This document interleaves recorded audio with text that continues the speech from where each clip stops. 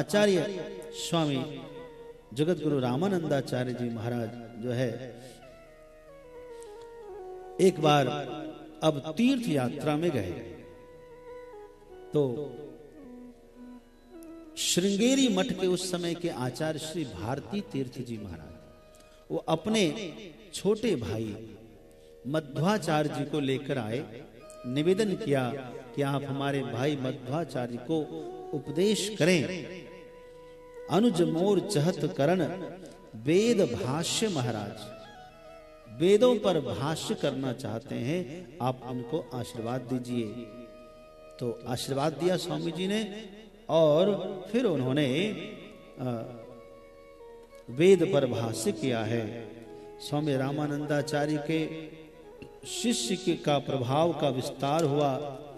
एक बार काशी में श्रावणी पर्व पर, श्रावणी होता है ना, यहाँ सावन की पूर्णिमा को यहाँ श्रावणी कहते हैं, काशी में बहुत अच्छी तरह से मनाया जाता है। कभी देखना हो तो श्रावण पूर्णिमा पर घाटों में जाकर देखना, ब्रह्मचारी लोग बहुत विधि विधान से करते हैं, श्रावणी उपाकर्म मनाते हैं।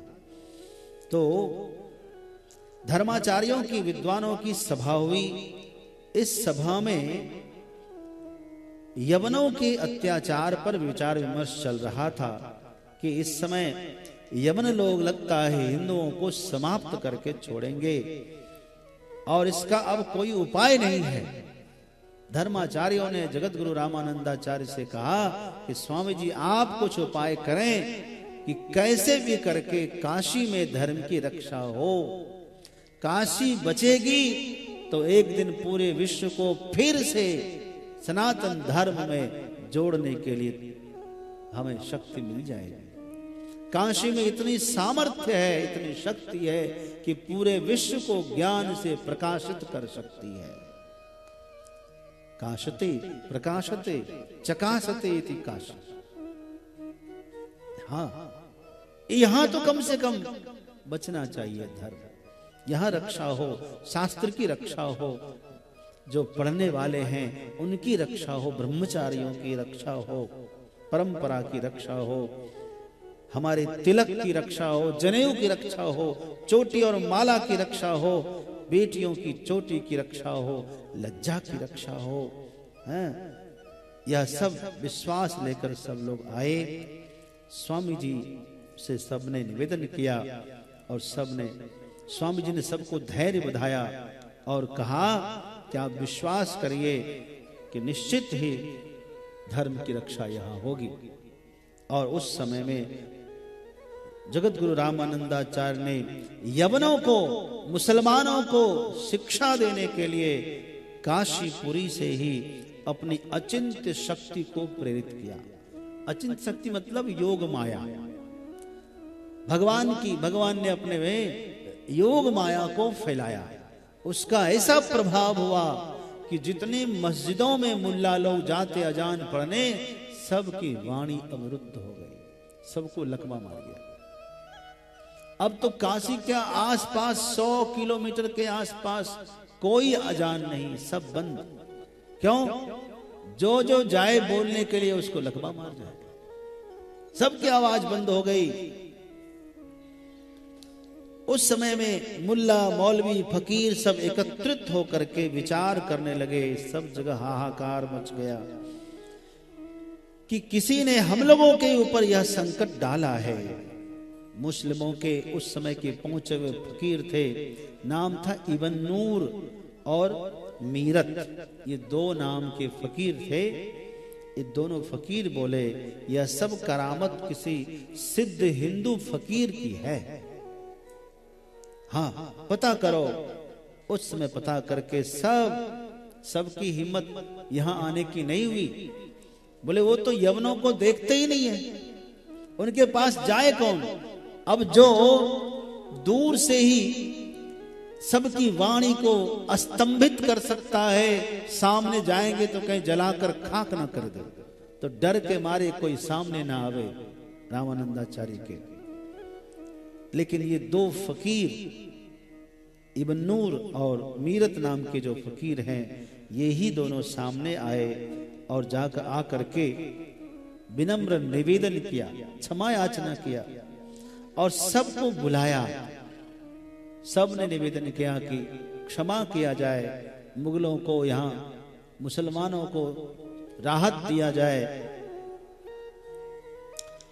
तो उस समय में सब लोग कबीरदास के पास गए। रामानंदाचार्य के शिष्य कबीरदास जी यहीं रहते हैं कबीर चौरा में। तो कबीरदास जी के पास आए। ऐसे हिम्मत नहीं थी आने की। कबीरदास के पास क्यों आए? क्योंकि कबीरदास जी को का लालन पालन मुसलमान ने किया है ना। नीमा जान और नीरू खान, इन दोनों ने इसका पालन किया है। तो विश्वास हुआ कि हमारे सजातीय हैं। कबीरदास के पास आए तो कबीर साहब ने निष्पक्ष इन लोगों को बड़े जोर से फटकार लगाई। कहा, दिन भर रोजा रहत है, रात हनत है गाय, और यह तो खून और वह बंदगी, कैसे खुशी खुदाए। कैसे तुम्हारा खुदा खुश हो जाता है भाई? दिन भर रोजा रहते हो, रात में गौहत्या करते हो, जीवों को मारकर खाते हो, कैसे खुदा खुश है? बड़ी जोर से फटकार लगाई। फिर भी सब अत्यंत गिड़गिड़ाने लगे। तो बोले कि मेरे पास कहने से कुछ नहीं होगा, मेरे गुरुदेव है, उनके पास चाहिए। बोले हम लोग कैसे जाएं? हम जा नहीं सकते उनके पास। बोले दूर से खड़े होकर के हाथ जोड़कर प्रार्थना करना। तो सब लोग आए, कुटी के आसपास हाथ जोड़कर प्रार्थना कर रहे थे, क्षमा मांग रहे थे। आचार्य को अंदर से ही मालूम पड़ गया। तब उन्होंने अंदर से ही, भीतर से ही शंख की ध्वनि की है। और बस सब के सब मुसलमान शंख ध्वनि सुनकर मूर्छित होकर पृथ्वी पर गिर पड़े। मूर्छा अवस्था में ही उनके जो पैगंबर मोहम्मद साहब ने उन सभी से कहा, यदि तुम लोग अपनी खैरियत चाहते हो, कुशलता चाहते हो, तो श्री स्वामी रामानंद जी जो कहें, जैसे कहें वैसा कर लेना। तुम लोग सहर्ष स्वीकार कर लो, अन्यथा कोई उपाय नहीं है। और जब सबकी मूर्छा जगी तो सबने निवेदन किया जगत गुरु के पास। सब बुलाने पर सब पास में बैठे और जगत गुरु ने कहा कि हाँ, रहम तो हो सकती है, लेकिन कुछ शर्त के अनुसार। क्या शर्त है? शर्त बताया। उस समय जजिया कर चलता था। जजिया कर समझते हो? तीर्थ यात्रा करना हो तो आपको टैक्स चुकाना पड़ता था। मंदिर में दर्शन करना हो तो भी आपको टैक्स देना पड़ता। हाँ, इसी टैक्स के कारण जो गरीब लोग थे उसको वो लोग टैक्स नहीं दे पाए। मंदिर में दर्शन से उनको वंचित कर दिया, उनको अछूत घोषित कर दिया। कोई अछूत नहीं है हमारे शास्त्र में, कहीं अछूत है ही नहीं। लेकिन जो टैक्स नहीं दे पाए, जो जजिया कर नहीं दे पाए, उनको अछूत करके तीर्थों से, मंदिरों से उनको दूर कर दिया गया। समझ गए? ये षड्यंत्र था। आज जगत गुरु रामानंदाचार्य ने कहा, बड़ा अच्छा निवेदन किया, जजिया कर को बेगी हटावो। जजिया कर को हटाना होगा। हिंदू मंदिर जन गिरवाओ। कोई भी हिंदू मंदिर गिरना नहीं चाहिए। और मंदिर बनतन बाधक बनहु। मंदिर बनने में कोई बाधा उत्पन्न नहीं करोगे। बल कर हिंदू न यवन कराओ। जबरदस्ती किसी हिंदू को मुसलमान नहीं बनाओगे, यह भी वचन दो। धर्म ग्रंथ मत अग्नि जराओ। हमारे धर्म ग्रंथों को जलाओगे नहीं, यह वचन दो। नारिन को अपहरण कीजे। नारी का अपहरण नहीं होना चाहिए। नारिन को अपहरण कीजे। शंख घंट नित बाजन दीजे। मुसलमानों ने ऐसा जीना हराम किया था, हमारी बहन बेटियों को, बहुओं को अपहरण करके ले जाता था। मंदिरों में घंटा बजने पर निषेध कर दिया था। अपने घर में कोई घंटा बजाकर, शंख बजाकर पूजा नहीं कर सकता था, मंदिर तोड़ दिया था। आज रामानंदाचार्य ने इन सब विषयों को उठाया है। कुंभ आदि पर कर नहीं लीजिए, कुंभ पर कर नहीं लेंगे, टैक्स नहीं लेंगे। कथा कीर्तन रोक न कीजिए, कथा कीर्तन पर कोई रोक टोक नहीं होनी चाहिए। और सब ही स्वधर्म करन नित दीजिए, सभी को अपना अपना धर्म पालन करने का अधिकार होना चाहिए। और उत्सव तिथि त्योहार आनंदा, करतन रोके को मंदा। उत्सव त्योहार व्रत आनंद पूर्वक मनाने दिया जाएगा, कोई इसमें रोक नहीं, कोई टोकेगा नहीं।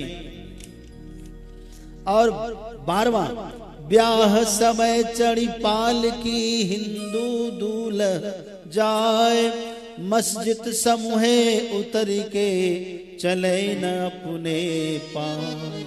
उस समय एक और नियम था, कोई यदि हिंदू विवाह करके पालकी में दुल्हन और घोड़े पर दुल्हा बैठ के यदि जा रहा है और रास्ते में मस्जिद पड़ रही है, तो वहां उसको उतर कर पैदल जाना पड़ता था।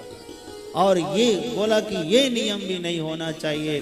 पूरे 12 शर्त रखे और सब ने कहा कि जी जी जी जी स्वीकार है, स्वीकार है, स्वीकार है। कहा ऐसे नहीं, इन 12 शर्तों को तुम लोग बादशाह गयासुद्दीन तुगलक और तैमूर लंग के पास ले जाओ, उनसे मुहर लगवा कर मंजूर करवा कर लेकर आओ, उसके बाद माफी करूंगा और तभी संकट से तुम बच सकते हो। यह सुनकर सभी मौलवी मिलकर बादशाह गयासुद्दीन के पास गए, तैमूर लंग के पास गए, उनको समझा बुझा कर कहा कि और कोई मार्ग नहीं है, रामानंदाचार्य की बात हम सबको माननी होगी, इसके अलावा कोई रास्ता ही नहीं है। और बादशाह ने फिर देखा कि हाँ ठीक है, और सभी पर ठप्पा लगा दिया।